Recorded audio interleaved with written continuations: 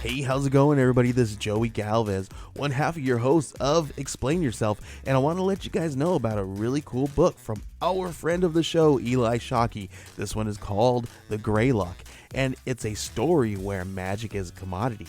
Potions are sold at corner stores.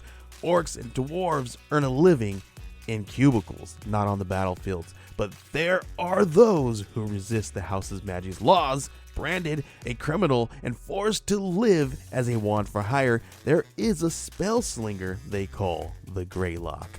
Check this one out. You guys can pre-order issue 3 right now with code JAN241939, and make sure you guys are heading over to your favorite LCS and letting them know that you want Greylock number 3, and maybe pick up the first 2 issues.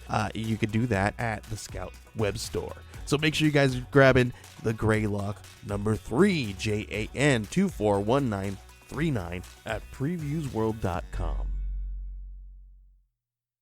Okay, everybody.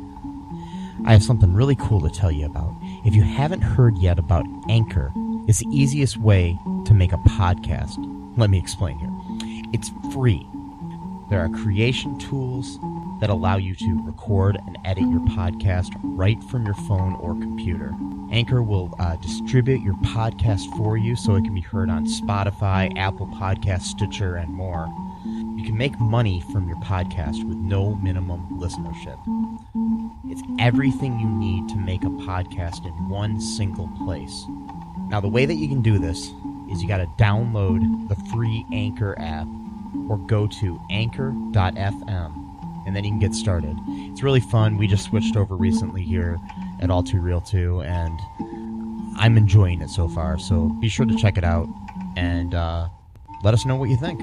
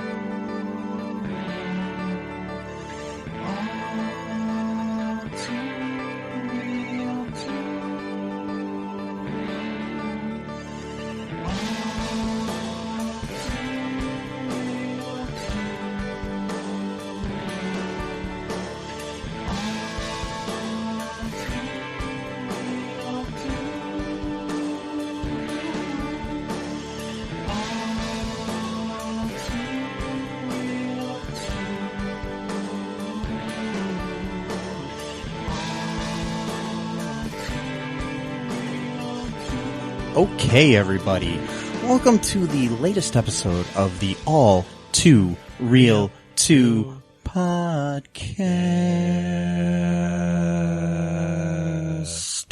My name is Michael E. Cullen II, and with me as always is... My name is Matthew Haas. Oh, I messed up. My name, Matthew Haas. That's good. You know who you are. With me, as always, is my name is Matthew Haas. That is my name. It starts with my name. My name is... So my what? name is What? part. My name is what? Slim Shady. Before we start, can I say something really quick? Yeah, sure. All right, it's unrelated to the movie. Mm-hmm. But for those who are in the Ohio, Northwest Ohio, Southeast Michigan region, there is a restaurant called Sidelines. Yes. And there's also a restaurant called Ralphie's. Mm-hmm. Okay. Both of them have great food. So no complaints there. But I would advise against ordering the meatball sub at Ralphie's or the chili at Sidelines. Okay. I mean, the chili, I guess, could be just a room for interpretation of whether or not you like that flavor. I did not, but I'm pretty sure that the meatball sub universally would be disliked by most people at Ralphie's. So just a heads up, if you guys like to go out to Ralphie's and or Sidelines, just, that's a little bit of a tip right there that you could use or not use. So, and if you'd like to sponsor us, Ralphie's and or Sidelines, you can contact me at mike@cullenperk.com, and we'll advise people as to what to eat. What should they eat when they go to those places? I like the Carolina Cuban. Yes. And that's not a person. That's like a sandwich. It's not like a Cuban person just shows up and named Carolina. Yeah. It's not like they just show up and start talking to you. It's a dish. It's a sandwich. Pretty good sandwich from I used to Sidelines. know a girl named Carolina, and she was a dish, man. Was she from Cuba? No. Oh, okay. Actually, I never knew anybody named Oh, Carolina. okay. I'm just making this up. So that sandwich is good. They have good hamburgers, I'm guessing. I don't know, I never tried one. Good street tacos. Street tacos are really good at sidelines. Ralphie's chicken tenders is always good. They got a peanut butter and bacon burger, which I know sounds kind of weird, but the flavors actually go well together. So I will tell you this. I've had the chicken chunks at Ralphie's. Yeah. Very tasty. Yes. Yes. Very tasty. I've also had the pizza at Sidelines. Really? Surprisingly really good. Okay. Yes. I was always nervous of whether or not to order that, but Yeah. I had it once. It was good. cool. I've only been to Sidelines once. Okay, and well, that's there what you I had. So anyways, back to the movie that we covered this week. That's right. This week we covered another direct-to-video sequel. Surprise, surprise. Yeah. Well, Yeah, we do that a lot. that's what we do. Yeah. We do what we do. Anyways, this time we covered the 2009 film Road Trip Beer Pong, the sequel to the 2000 film Road Trip. With starring Tom Green and Anthony Rapp and Yeah. Breckin Meyer and Sean William Scott. that other guy that's been in a few things, but And then DJ Wales. Is that who it is? That's who is in this one and that one, actually. So. no, there's another Oh, I guy. know there's another guy. I can't remember his name. Neither do I. No. He was like the smart, intellectual, Yeah. brooding guy who's like, afraid of like the world collapse and Yeah. all that whole thing, but whatever.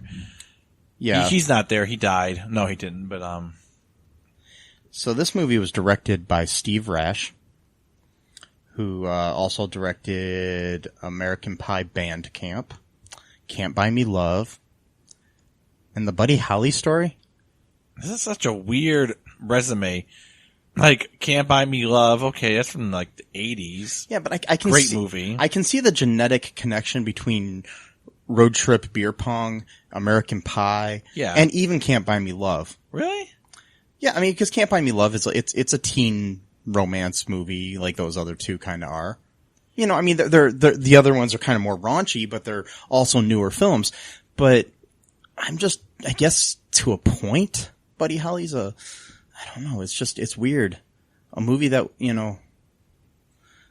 Gary Busey got nominated for an Academy That's Award right. for. Forgot. That Yeah. one was just probably a wild card then. Yeah, it was that like his first movie or okay, something. well, Yeah, that's so, pretty yeah. sweet. So anyways, this was based on, like I said, the first movie that was written by Brad Riddle and Todd Phillips, the motion picture Road Trip, and this one was written by. Oh wait, no, the first movie was written by Todd Phillips and Scott Armstrong. This one was written by Brad Riddle. So I just got to give credit where credit is due. You do. And Brad Riddle has written American Pie Band Camp. It's a teamwork here. Yeah. He wrote Slapshot 3, the Junior League, which we may cover in a future episode. Some other movies. He's got a movie in post-production right now called Latter Days. I wonder if it has anything to do with Mormons. Could be, or it could be like an end times, movie too. Yeah. It's like I don't know, yeah, I don't think it has anything to do with Mormons. Oh, Okay. That'd have been a clever name if it did. Yeah, it would have been. That would be good. So that's what my next movie is going to be called, is Latter Days, and it's going to be about a group of Mormons who go on a road trip. It's going to be called Road Trip Latter Days. And they go, and then they do a ladder climbing competition instead of a beer pong competition. It's a ladder climbing competition. I don't know. And Yeah. Well, I was saying latter. yeah, I know. Oh, okay, so you're just being punny. Oh yeah, being punny. Oh, No, okay. I understand. I understand the difference between the D's and the T's when it comes to ladder. The D's and the T's. That sounded really weird. Sounds dirty. Anyways, So like I said, this movie brings back DJ Qualls as Kyle from the first movie. What a lovely name. What, DJ Qualls? Kyle. Kyle. Yeah. Kyle. Everyone named Kyle is an awesome person. Everyone. Amazing people. I like Kyle MacLachlan. He's a good actor. Oh, really? Yeah. Okay. I'm sorry. I didn't mean to make fun of people named Kyle. That's a new thing going on lately. Kyle Chandler. He's good too. Well, I don't know who that is. But most people I know personally named Kyle are named Kyle. Anyways, There's Kyle from South Park. yeah. He's like the conscience of the group. So he's a good Kyle. He is, yeah.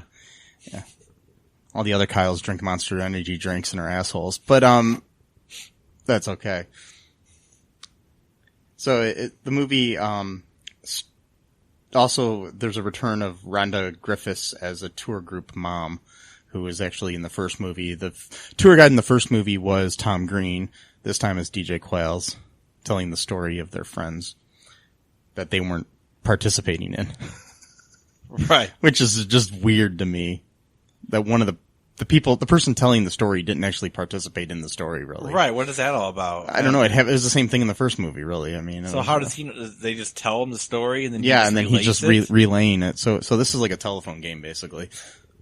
In the first movie, though, he was actually there.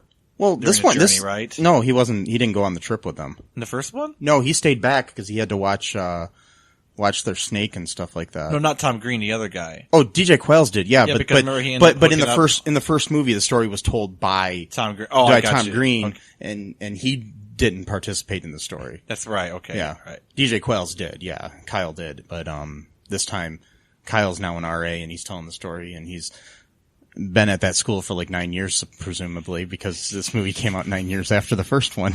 He's getting his PhD. Yeah. So. In dancing or something. I don't know what the hell. I don't know. Yeah. Urban dancing or something, he said.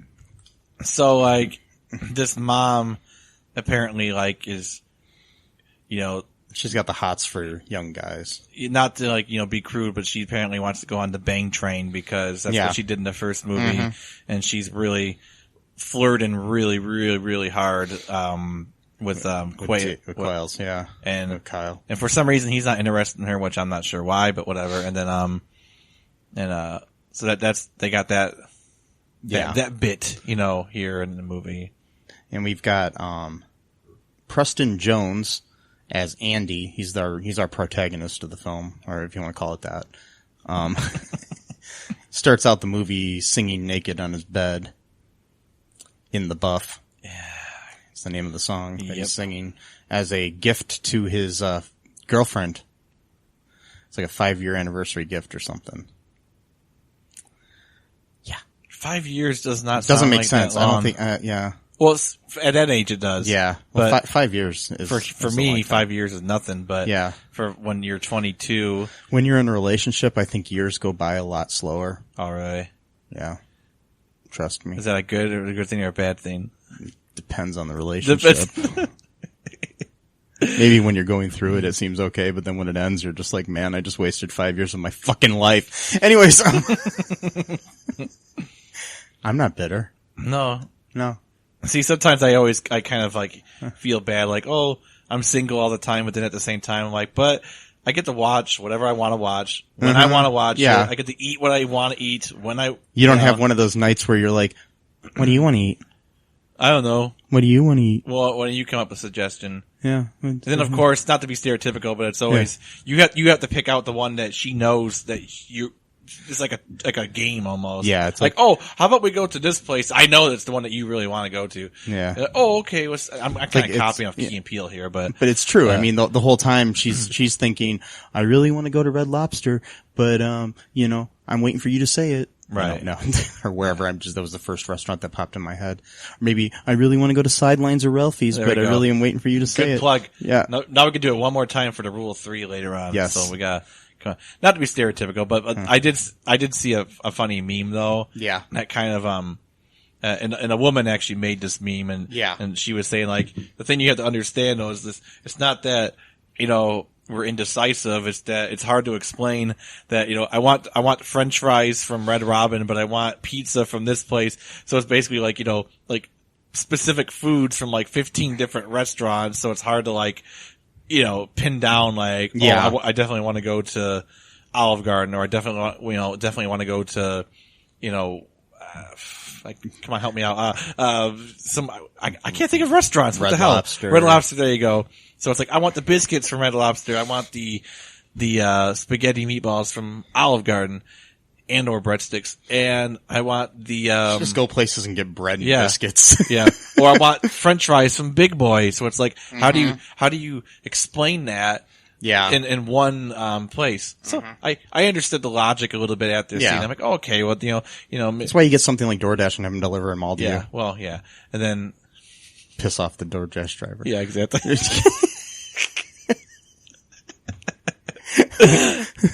I want this from here and this from here and this from here. No. Keep coming back to the same place. Like, God damn it. Did I just come here like a half hour ago? I really wanted a burger from this place, but the fries from this place, and Oh boy. So, anyways, back to the movie. So yeah, Peter, like I said, Preston Jones, not Peter Jones, who, starred as Andy. He has been on True Blood and, Sing It, whatever that is, and, some other crap. Anyways, a bunch of movie guest stars and, TV guest stars shit. So, yeah. Anyways, he's our protagonist. So, what happens here in the story, Matt? I'll let you kind of cover that a little bit here. Well, thank you. I appreciate that. I hope I can remember. But, so let me begin by saying that he recorded a song called In the Buff. Yes. And I had no idea what that meant. I thought he was trying to say in the bath, but like trying to sound like he was British. Like, I'm in the bath, like, like, or whatever.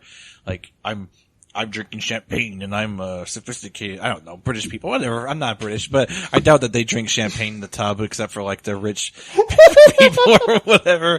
But, whatever. So I thought he was saying like in the bath. I'm like, okay. So I thought at first I was expecting him to be in the bathtub. When the camera shot up, I'm like, oh no, he's just sitting on his bed. So I'm like, does he have a water bed or is there some kind of water? I don't know. And then his roommate showed up, and his roommate is like, of course, like the stereotypical like no homo guy, at college, like, oh dude, you're naked. So here's what I think happened that created his roommate Corkin. Okay. No offense to Michael Trotter, the actor who plays him. But he reminds me of, okay, you know the movie Dude, Where's My Car? Mm-hmm. Okay, you take Ashton Kutcher from that movie and Sean William Scott from that movie and you genetically fuse the two of them into one person. So they're like, and you take Sean William Scott's character from the original Road Trip and fuse him in there too. Whoa. So it's like double Sean William Scott plus a little bit of Stifler from the American Pie movies too. So you're taking Sean William Scott's like characteristics and then you're taking Ashton Kutcher's looks and squishing down his face a little bit because he just reminded me of Ashton Kutcher in the way he looked. So, but with a squishier face. Yeah. Well, all that squishing, all that genetic modifying probably. Yeah. I think they basically just took Ashton Kutcher for a day and, genetically took some of his DNA to make the body of the person. And then they took some DNA from Sean William Scott to create the personality of the person.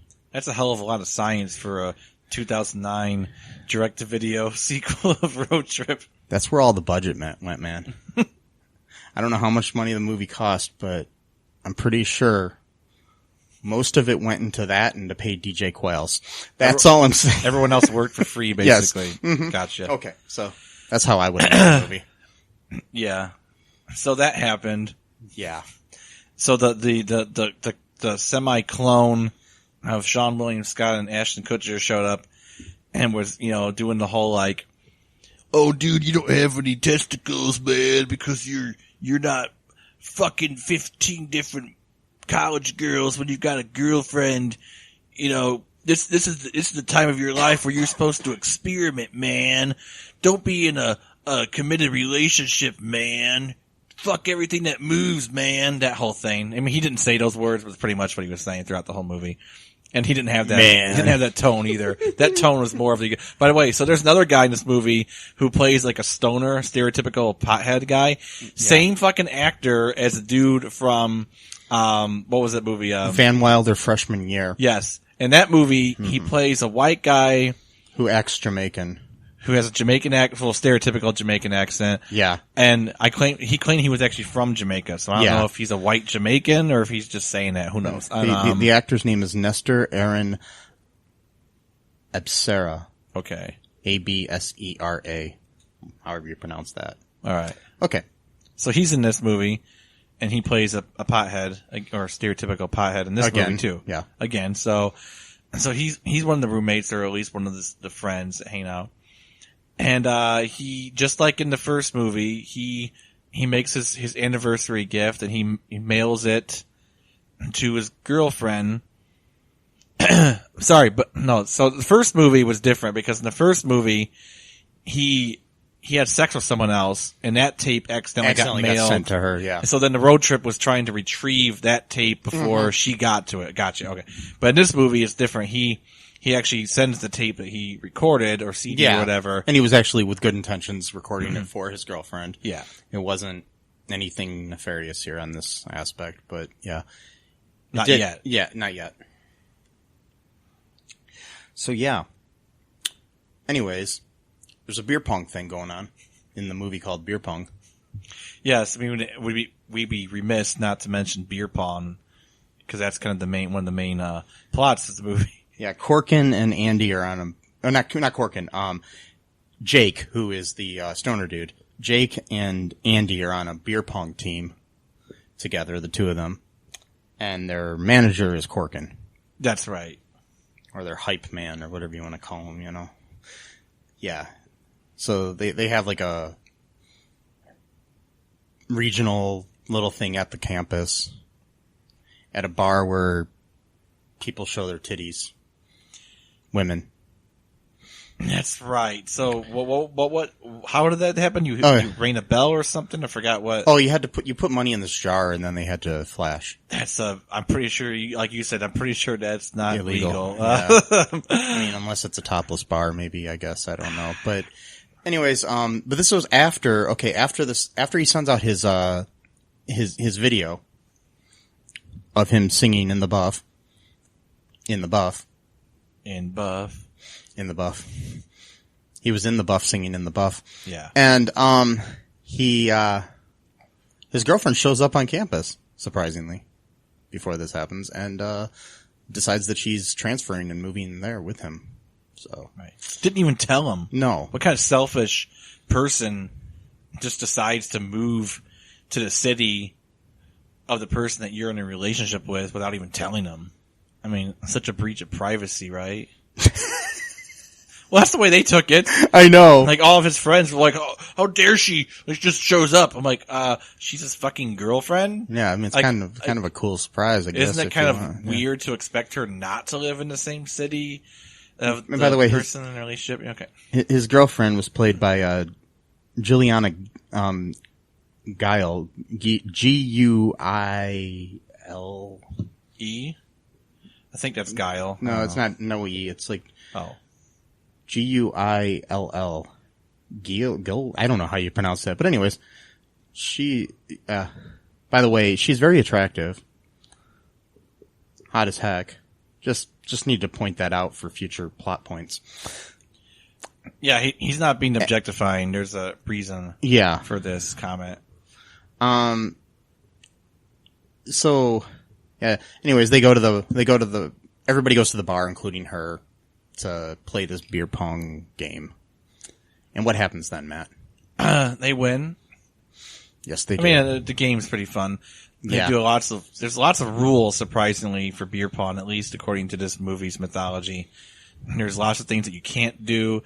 You have to, like, for example, I guess if you throw the ball and it lands in someone else's cup on the other team who's distracted, then you automatically win the game. I don't know how that works. I don't know either. But so like they like asked like the waitress like can you send a drink to this guy over there, and so she's like touching his arm and stuff like that, and he's distracted, and then puts the ball in there, and then they win the game because of that weird ploy. Yeah, I don't know. I've played beer pong once. I don't drink. Yeah, so my friend drank all the drinks for me. oh boy. Yeah, my partner on my team. So yeah. So so every time he lost, he had a drink, and every time, oh man. Yeah. Ooh. He didn't care. He was trying to get drunk anyway. Oh, so wow. yeah. Yeah. So I forgot that scene. Yeah, but anyways, that They doesn't win. matter. They They win. win. That's all that matters. Yeah. They win, so then they're going off to the national championships or something. Right. Oh, that's right. Okay, so Yeah. right after, so she's kind of like at first like feels kind of nervous about like being here. Like, oh, my boyfriend, is he like up to no good type of thing, because Yeah. the bar where all the women are flashing their boobs and stuff like that. So, but she kind of slowly comes around towards like the end of the evening, and then she leaves, I think, and then they see a cardboard cutout of this young woman who is like, I guess like a model for like beer pong stuff Yeah. or something. I don't know. And it turns out that the dude, the main character guy, the guy who's saying in the buff, that was actually like his first girlfriend, like before he met Katie. Yeah. Like French woman. Yeah, it was like a summer fling sort of thing. Like they were at summer camp for something, Yeah. right? And then, yeah. Yeah, they were about to have sex in a hayloft? Hayloft. Layhoft. Well, it was a layloft in a sense, but Yeah. it was going to be. I don't know what a layhoft is. I don't though. know either. I don't know. Anyways, a hayloft, and and they're rolling around, and the girl falls down and breaks her foot or something. A snake was in there. Oh, a snake was in there. That's what happened. One of those yeah. really dangerous red ones with the red streaks. Not the flash, not the red streak, but Yeah. I don't know, some kind of bad snake. And this was a character named Jenna, played by Julia Levy Boken. Cool. Yeah. And she's French. I don't know if the actress is, though. But the character is French. I don't know why that matters, but... Well, it's... I mean, yeah, it's she's part of actually the French, plot. too. She was born in Paris, France. Okay. So, yeah, she actually is French. I couldn't tell if that was a real accent or not. So, Right. Yeah. Anyways, they decide that they're going to go off and try to catch up with her because, the guys are like, oh, she's hot, blah, blah, blah. Like you gotta take this shot, man. Just go, and then if you can't go through with it, then you know that Katie's the one, man. Such a weird advice. Like, I don't... Yeah. Like, it's like, alright, so you're gonna intentionally push yourself to the edge and to see if you'll jump. And then if you don't, then that proves your undying fealty to your girlfriend. I don't know. It just doesn't seems- make sense it's to really, me. really strange. And again, his girlfriend is very attractive and nice, too. So. Yeah, that's the other thing. She's actually like, well, Jenna was nice too, but Well, no, I know, but I'm just saying that it's like, yeah. I don't know. I mean, it's like, I'm not saying that you should, always love the one you're with or anything, but I'm just saying that you need to, I don't know, be loyal people. Yeah, loyalty is a pretty good thing, but But then again, there wouldn't be a plot for this movie if No. that was the case. So that's the thing. This movie requires tension and just lots of weird things. All right, so so we got the French thing, the French connection. Ooh, I like that. We got the French connection going on, and then he calls her up, and then he's like, "Oh, do you remember me?" And she's like, "Oh, of course, I love my little Andrew." That's not a French accent, but whatever. I can't do it. Oui. I can't do it. And then I missed you, and please come see me. I'm sorry, I'm not gonna do the voice, but please come see me. and then we're gonna be in like Nashville or whatever. So then they're like, no, Illinois is what's, Illinois. Illinois. Illinois. They're like, what the hell? And the stoner guy's like, what the hell is Illinois or whatever. Yeah. So then the stoner guy who played a white Jamaican in the last movie we saw, or one of the last movies we saw. The character of Jake. Yeah, Jake, depending on when this is released. But, yeah. He knows like this dude who is the son of a dictator of a fictional, country. East Asian country. Yeah. Near India.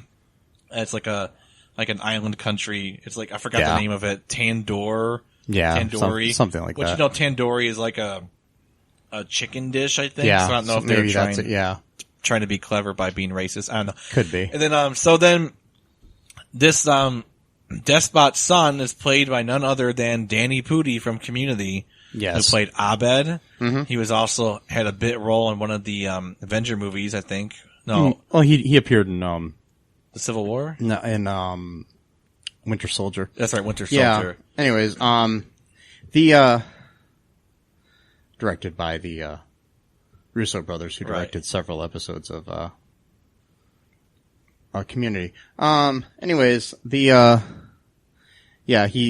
plays a stereotypical, he does it in like a stereotypical Indian accent and stuff. I mean, I just don't know. I mean, it was kind of touchy there. It was pretty racist. He was funny, but still it was racist. And again, you know, this is 2009. Yeah. This could have actually even been before Community even started. Yeah. So he's like, oh, maybe I gotta take any work I can type of thing. I think he made this movie right before he got Community. Okay. Or maybe he was playing up the racism as like a form of satire, but then again, the kind of people usually who watch these movies are not usually that big on satire. Sorry, it's kind of stereotypical, but you know, it's usually not guys like us watching it to report on it or critique it. It's usually, you know, like, they always watch ladies lift up their shirts and show their boobs, and we're gonna smoke weed. Yeah, I mean, the audience is a college-aged, crowd. Sorry, I'm being such a jerk here. I mean, it is what it is, you know. It's not like, I mean, it's not really, it's hurting some things, but it's not completely. I think it looks like he did this, like right before Community and after he did the TV show Greek. Okay. Yeah, he was a regular on that, I guess, too, so yeah. Anyways, so I was just curious when he did it. But yeah. Do you want to take a break and get back down to the rest of the plot here after that? Because, we're about a half hour in here, man. Okay. Yeah. Okay, we'll be right back after a word from our sponsors.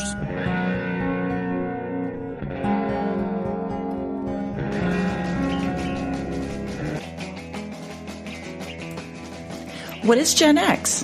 What is the silent generation? What do generations have in common? Hi, I'm Trish the Dish from the Gen X Voice podcast, and I invite you to listen to conversations I have with folks from different generations, backgrounds, beliefs, and experiences in an attempt to see what connects rather than divides us. Even though Gen X has been called slackers, Karens, or not mentioned at all in some cases, we are the bridge generation, so I feel compelled to do my part to destroy ageism by bringing all these voices together. And, as a bonus, each guest gets to answer some 80s questions at the end of each show. So download and listen to Gen X Voice today on Apple, Spotify, Amazon, or wherever you listen to podcasts. And let's see how much we have in common after all.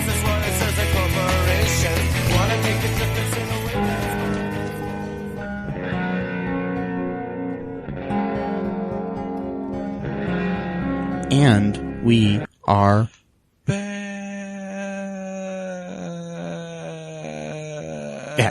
Oh, sorry. I thought you were going to do it with me. I know. I just wanted to see what you would do if I okay. didn't. I'm just trying to be funny. Tricked me. I'm sorry. You're the trickster. Yes, I am. I'm Mark Hamill. Yeah. Anyways, He plays such a great trickster. Yes. So, what happens next? Okay, they get with this guy, Danny Pudi's character, named, what's his name? Arash. Yeah, that's right, yeah. Yeah, like Arash. I think Arash is a real name, though. Yeah, it is, but I just think it's funny that it's almost like Arash. They probably did it on purpose. Yeah, that's what I'm wondering. Anyways, he, while they're there, trying to convince him to sponsor their trip. What happens, Matt?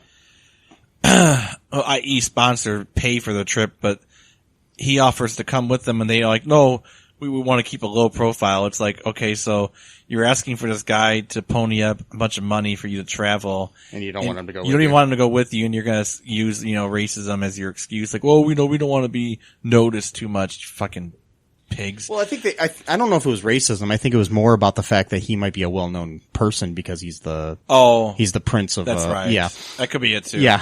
So, so he's insulted by that comment, and so he's like, well, I'm just going to take your hashish. The other guy said he brought weed, so I don't know if that's just a translation issue or what, but, because there's differences, but, so he's like, well, I'm going to take your hashish, for waste, for the time or whatever. And then they're like, all right, you can come with us. And then all of a sudden, the CIA busts through all of the windows and, essentially kidnaps all of them. The Jake ends up swallowing his whole bag of weed so that he won't get in trouble. Again, this is 2009, before marijuana was legal in almost every state of the country. God, that's another messed up thing right there. If you think about it, in 10 years, how much things have changed. Recreational isn't really that legal everywhere. It's only in certain states. No, but it's still I'm just saying the amount that he had would not be legal. Oh no, he had a lot. And in most states. I mean, it might be in California or Colorado or something, but I don't know where Ithaca's in New York. It's in New York. Yeah, so I don't think it is legal in New York. I'm not sure. No, it is now. Is it now? Well, I think they decriminalized it. Yeah.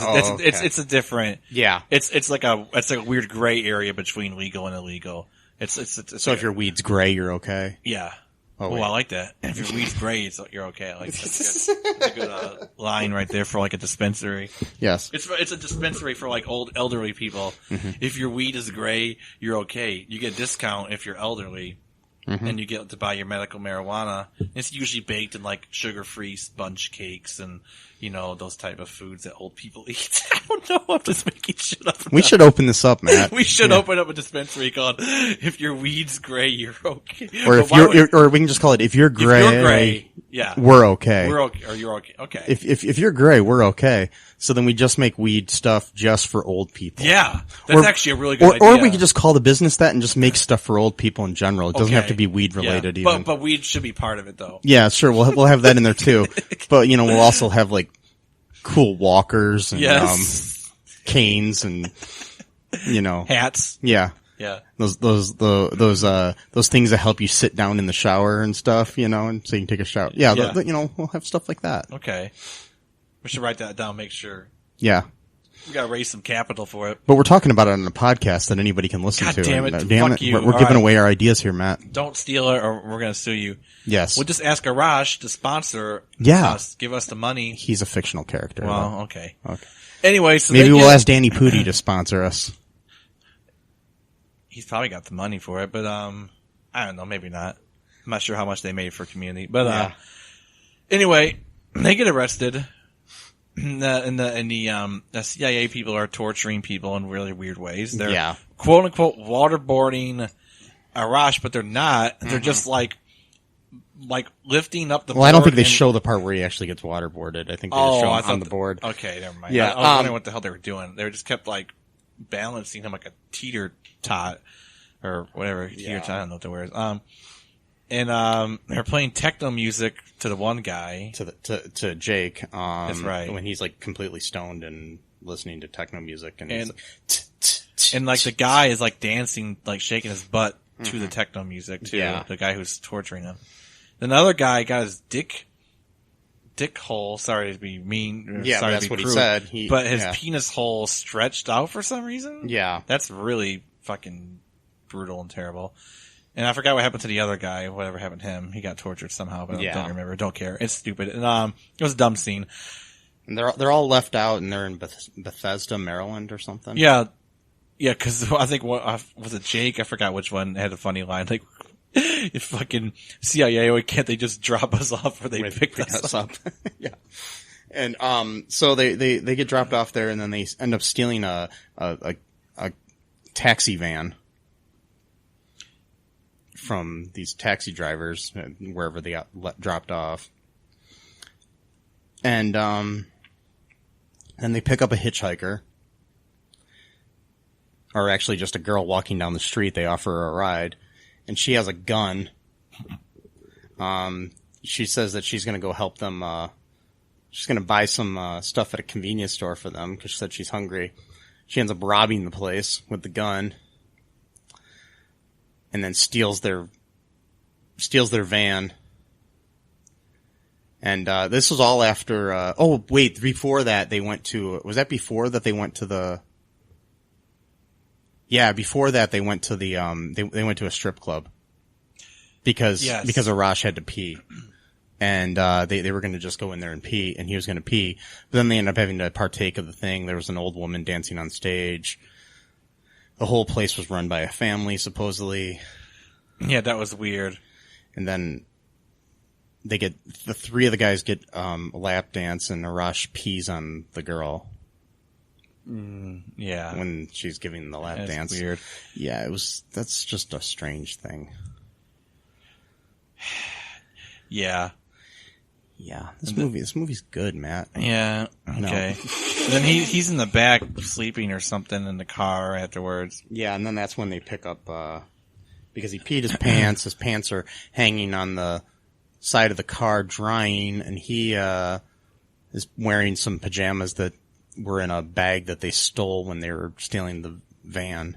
Right. And they were like pajama bottoms with pink pajama bottoms with squirrels on them or something. Yeah. Yeah. So what kind of got me though was when she robs the convenience store. So it's like she's like, "Oh, just take a basket and just get whatever you want and I'll get it." And it's like then she gets up there and it's like, "Oh, we'll take this."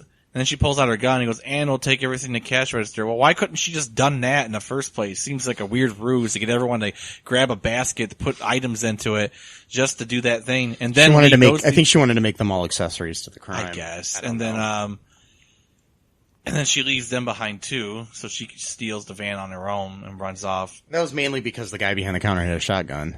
So yeah, but she told them to get down though too. She's like, "You better get down yourself." Guys. Yeah, well, I think she was telling them because she didn't want them. I think she was basically saying you're going to get shot if you don't get down. I don't think she was trying to, she did screw them, but not, I don't know. But anyways, after that happened, then they run out into the woods. They're on the side of the road,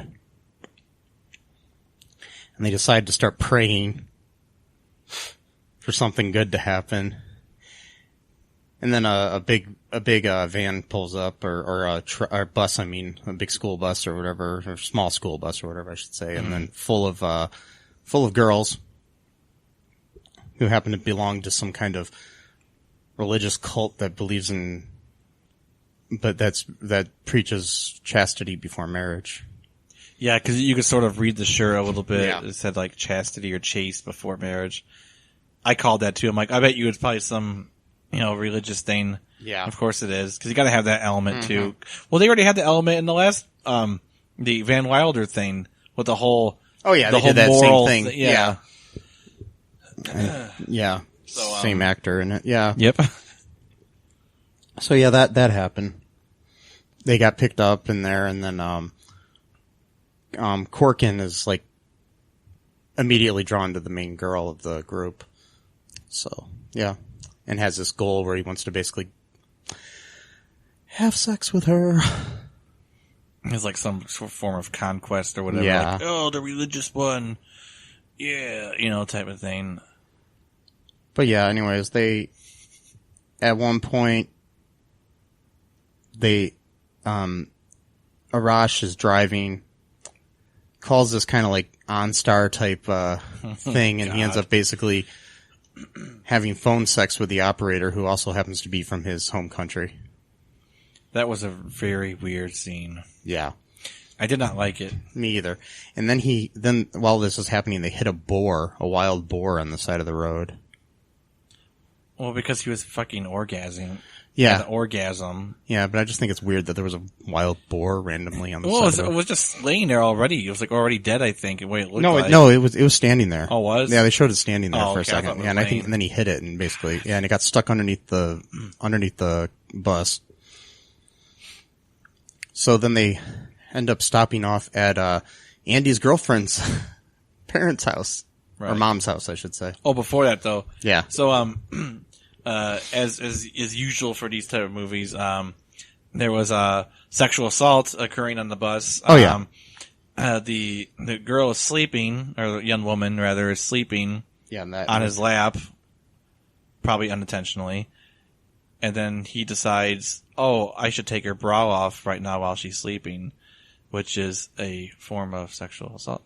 But whatever, and Yes, it is. because I don't think you can consent if you're sleeping and unconscious. Was that Lydia? I Is think that who that was? Or sleeping- no, Lydia was the girl in the tour group, I think. I'm trying to find what that character's name was that the girl was. Was that Carrie? I don't know. I don't remember. Anyways, I'll have to look it up. I don't remember anyone's names in this movie except for like Katie and Andy. Andy and Jake and the other dude. The other dude? I can't remember his name already. Jenna. Sorry. Oh, okay. I think I found it. Her name was Sarah. Oh yeah. And she was played by Leandra Terrazano. Cool. I think I said that right, actually. Anyways, yeah, so, she was in this movie. Cool. Yeah, but he was trying to take her bra off while she was sleeping. Yeah. Sexual assault. Mm-hmm. Yep, and that was all happening while the whole phone sex thing was happening with Arash. Yeah. So they kept cutting back and forth between the two things as that was happening. Yeah, so Arash came, and then he hit the boar, and then they fell asleep, and then they woke up, and they were at the farmhouse, well, not farmhouse, but just at the house. Yeah, it was a farmhouse. Okay, yeah, it was a farmhouse for that Andy's girlfriend Katie's mom lived at. Yeah. Yeah. And then weird shit happened there. More weird shit. So, like, Andy obviously is kind of pissed at whatever his guy's name is. Corkin. About, like, basically, like, what are you trying to get me in trouble type of thing. But Arash has this really weird moment with Katie's mom where she's like, I can be your mom after, like, knowing each other for, like, 20 minutes. And Yeah, because he never knew his mom. And then, like, for reasons that were weird, like, so he and his mom never conspired to take over the kingdom from his father. right. It's Yeah. like, what? So then she's like, well, I could be your mom now. And they hug it out, and he keeps calling his dad an asshole and the hole of the ass and stuff like that. Very, very strange.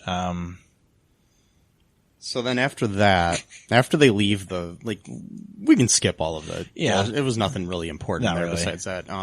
They all leave the farm. They end up, where did they end up in was it in Nashville or did they end up in Atlanta? I don't remember now. I can't remember if they ever went to any. Oh no, they didn't. They go to Nashville, and they run into the model. What was her name? Jenna. Jenna. Yeah, they run into Jenna. Andy tries to have sex with her, can't go through with it, but that was after he actually performs on stage in the Buff. He performs that song because the song became popular because Corkin accidentally uploaded that video to YouTube. And so everybody in the world saw it, I guess. He had a one-hit wonder because of that. And so he gets up on stage with this band that's there and he performs the song. And then Jenna kisses him afterwards. That whole thing gets captured on video, and Katie sees that on YouTube. And is like, fuck you, dude. And then he goes and tries to have sex with Jenna, but he can't because he's still in love with Katie. Yeah. So, and earlier in the movie too, when there was this whole lug thing. Oh, that's right, lug. Yeah, the new roommate for Katie's character belongs to a group of what they call lugs. lesbians until graduation. But why until graduation? I don't understand. Basically, I think it's so they can avoid any kind of relationships with men while they're in college, so they can focus on their studies, but they can still have sex with women. No, I get that part, but Yeah. why after graduation? That means that they're not going to be They're, lesbians I anymore? guess they're only lesbians while they're in college. That basically. makes no sense. It's I think it's playing up on the whole like thing where women experiment in college, some bullshit I where guess. they can't But why not just be a lesbian after college, though, if you liked it so much in college? Exactly. It makes no sense. Whatever. But this is 2009, True. I guess. So yeah. It was probably written by some dude bro, too. Like, yeah, man. Lesbian. It's probably his idea of being progressive. You probably. Yeah, probably. Yeah, I'm being such a liberal right now. No, you're not, actually. Yeah. So, so yeah, anyways, that was another just side thing that really doesn't apply to the plot too much, until the very end. Anyways, so he can't have sex with her and blah, blah, blah. And then they end up having the big tournament with some douchebag guy named Razor or something. Yeah. Yeah, Razor. Who has a haircut from like Played by Daniel 1995. Newman. Oh. Yeah, that's the actor's name. Yeah. He's got a haircut that looks like, I don't know. Looks like I don't know. Something.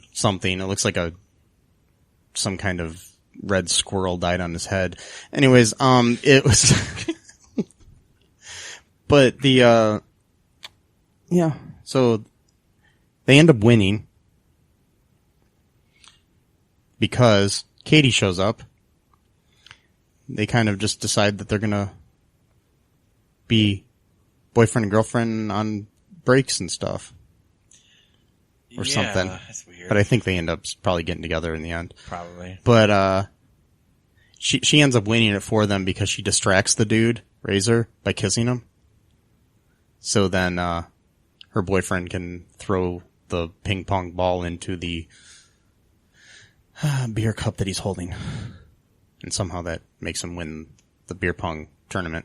Those are the rules, Yeah. I guess. Because at that point, his partner, Jake had passed out because he drank too much.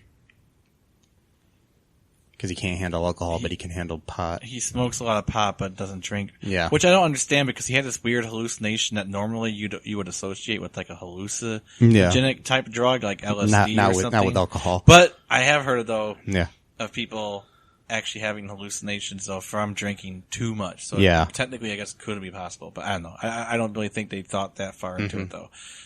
I'm kind of, I think, attaching my own somewhat smart interpretation into what they were actually going for, which is not at all what they were going for. Yeah, makes sense. Now I'm explaining that, which then is making it even more stupid because I'm explaining the bad joke. But anyways, they win. Things are all hunky dory. Or peachy dory, rather, Peachy dory. as our president would say. Yeah. Our very, very intelligent president. Very intelligent person. He has the best words. Yes. Anyways, don't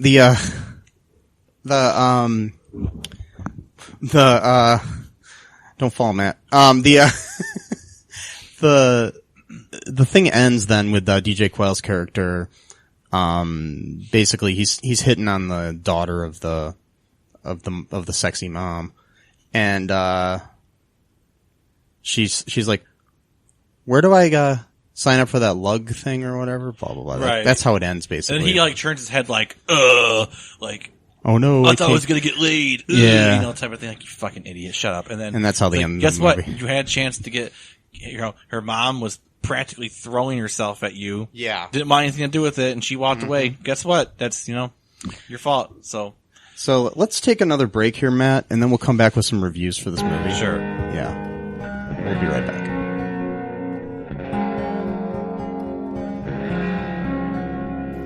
It's the ninja from the Ask the Angry Ninja Show saying, come listen to the show. We got the ninja wife to give you movie reviews. We got the conscript to give you the ninja news. And we got the battle to talk about your sports. And as always, it is the Ask the Angry Ninja Show. So ask me a question. We'll give you the ninja knowledge you need for your ninja life. Search for us anywhere you get your podcast from. Just search for the Ask the Angry Ninja Show and enjoy the show.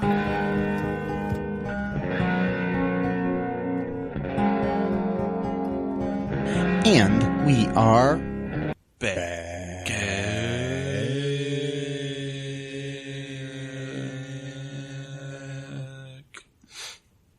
This is okay. Anyways, Could have been better. yeah. So, from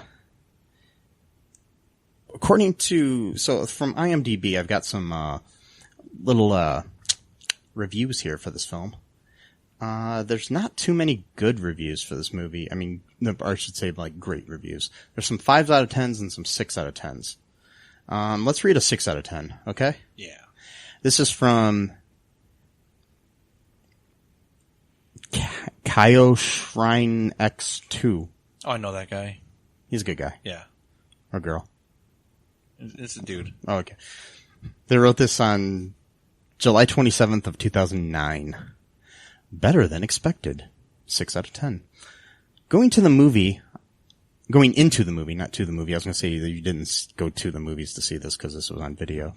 I was expecting another horrible comedy similar to National Lampoon, to the stuff National Lampoon has released in recent history. The movie would probably appeal to 13 to mid-20s crowd. It has its moments. Good for some laughs. It holds your interest because the acting for the most part is well done. DJ Quayles definitely helps telling the story. There's a few nudity scenes, nothing outrageous, though, mainly just a few breast shots here and there. The main characters are intriguing and play their roles well. So, if you're looking for a decent B comedy to watch with the woman/man, it's good for a few chuckles without making you want to blow your brains out. Whoa, that was pretty weird at the end right there. Yeah. Whoa, okay. Here's another 6 out of 10, okay? From Jack Pollins. This is from August 24th, 2009.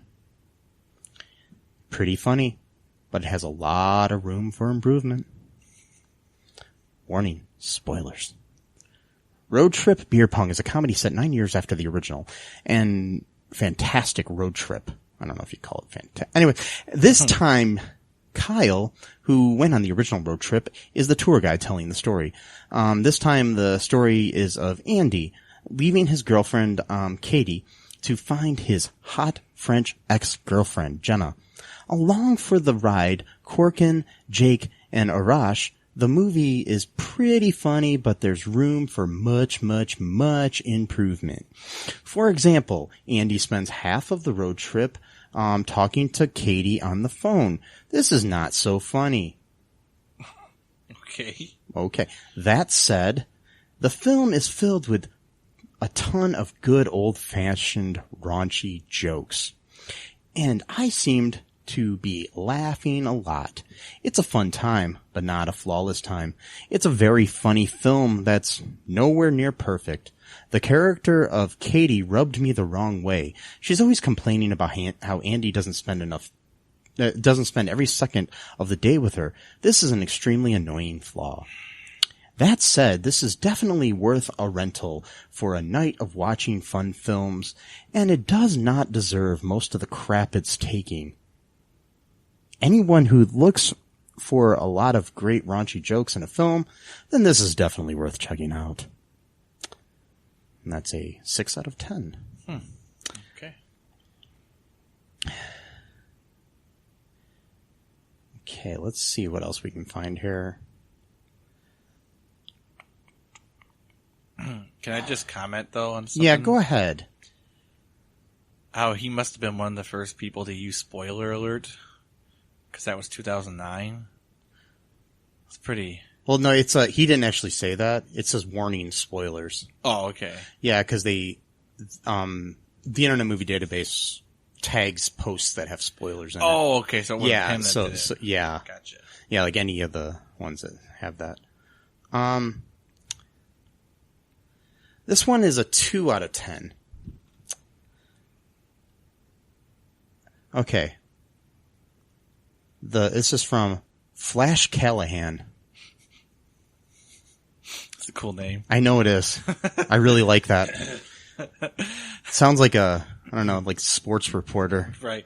This is Flash Callahan reporting on the Super Bowl 77 in the future because now I'm bringing in the Flash. So the Tigers won today. I'm Flash Callahan. You know, I'm gonna just tell you how it is. After, Barry Allen gets older, he's losing the speed. He decides he wants to become a sportscaster. He just changes his name to Flash Callahan. Okay, so the headline of this one is Lugs? Question mark? The original road trip wasn't that good to begin with. It would have been a hell of a lot more of a success if it wasn't riding off the back of American Pie. That was 10 years ago, because this was written in 2010. Okay, that was 10 years ago. Since then, we have had numerous movies which are dedicated to high school shenanigans and featuring lots of raunchy, half-naked people. You would think that we could take no more of the virginal girlfriend, virginal girl who is really wild, typecast, non-American, handsome leads, hokey stoner drunk friends, model with European accent. That is a good point. They got a lot of these things that are very, it's not deja vu, my friend. You have seen this film a dozen times before with better scripts, set pieces, and narrative. I knew it was going to be bad when DJ Quayles had taken over Tom Green's duties in narrating the story. I'm going to argue in this point. DJ Quayles is a much better actor than Tom Green. Anyways, I'm not bitter. Anyways, Tom Green, duties in narrating the story. The story is below average, and at times it's really painful to watch. But if you like these sort of comedies, you will see it and then complain, like me. That's kind of a bold statement, but okay. 2 out of 10 stars. I mean, you're predicting what other people are going to say. Just okay. Now, before we end here, Matt, would you recommend this movie to anyone? Yeah, maybe. Mm-hmm. Yeah. Like a movie to make fun of. Yeah. To watch, like Thanksgiving, all the holidays that they seem to be watching at these times. It's always around Thanksgiving or Christmas or New Year or Valentine's Day. Yeah. So I would probably recommend it if you liked the first one. It's still not as good as the first one. The first one's not really that great to begin with, but I enjoyed it. Yeah. Because I like Breckenmeyer and Tom Green, actually, but, and then, DJ Quayles and Anthony Rapp. And I've met both Tom Green and Anthony Rapp. Right.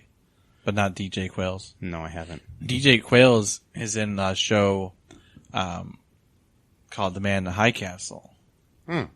He's really good in that show. See, he's a good dramatic actor, too. Yeah. So that's why I'm saying he's a lot better actor than Tom Green. So saying anything bad about him, you better watch your back. That's right. Or I'm going to send DJ Quayles after you. Mm-hmm. That's my word of advice for today. Don't know why I'm talking like this. Anyways. Anything else, Matt, before we go? No. Are you scared? Not really. Okay, because you seem kind of scared by my voice. It was just a shock because it just happened all of a sudden. Yeah. You're like all of a sudden talking like these. Yeah, okay. So, make sure you follow us on social media.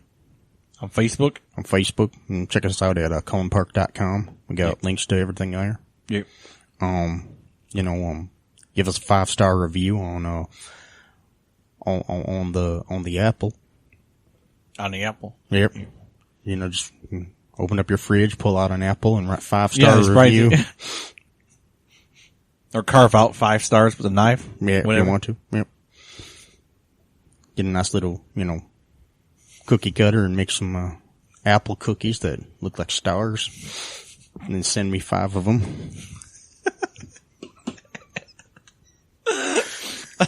I don't know if how's it works. I don't think that's how it works. No, it's not? Okay. So anyways, really give us a 5-star review on Apple.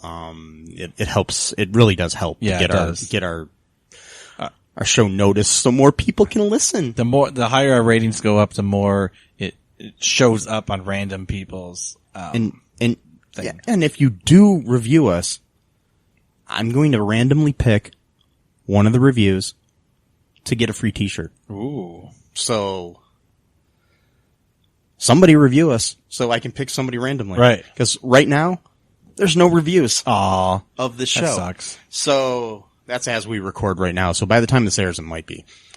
But By the time this airs, we might be even bigger than Mark Maron. Not really, but. No. Or Joe Rogan. I don't think so. I don't think that's not going to happen. Not anytime soon. Or Ben Shapiro. Yes, we'll beat Ben Shapiro. He's got good ratings, sadly. We'll beat him. I don't care. Okay.